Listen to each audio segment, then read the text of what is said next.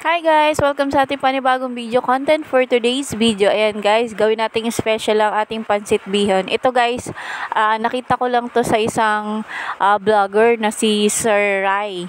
Kaya nagtry ako, try ko lang subukan naman kasi may nakita kong hipon dun sa talipapa. Ayan, naisip ko agad ito.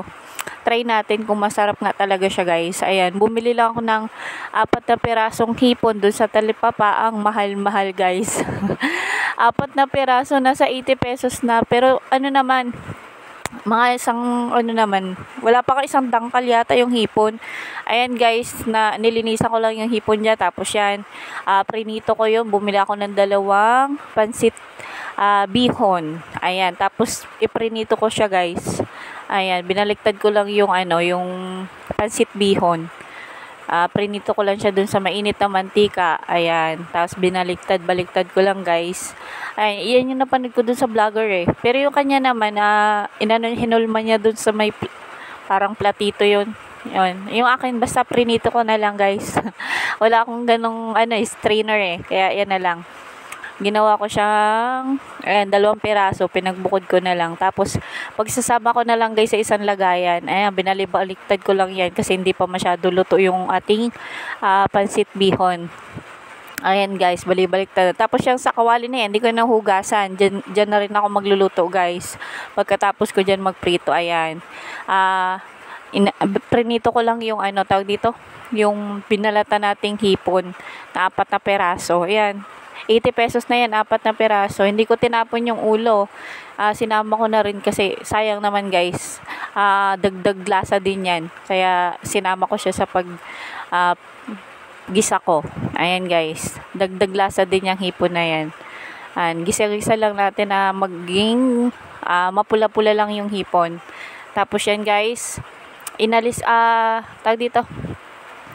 Lalagyan na natin yan ng dyan na rin tayo magpiprito ng sibuyas, bawang, tapos kamatis. Nilagyan ko din siya ng kamatis guys. Yan. Nilagay ko lang yung hipon, nilagyan ko ng tubig. Tapos hindi ko muna inalis dyan yung ulo. Sinama ko din siya para yung katas talaga ng ulo at saka yung balat, sinama ko rin yung balat guys. Ayan. Tsaka ko lang siya inalis nung titimplahan ko na yan. Nilagyan ko ng chicharon, 1 piraso lang. Try lang naman to guys. Tapos yan, oyster sauce. Tapos pamintang, basta paminta. Bawang. Ayan guys. Nilagyan ko na yan ng konting, hindi ko na lang napakita. Nilagyan ko na rin yan ng konting cornstarch para lumapot yung sabaw niya guys. Ayan.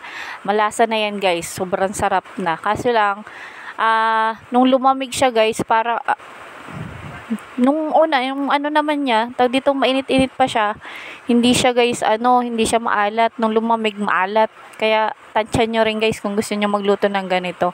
Ayan guys, yung bihon natin, nilagyan natin ng hipon, at saka ng chicharon. Tapos yan, nilagyan ko lang ng oyster sauce. Dapat yan guys ay, yung sa UFC na sweet,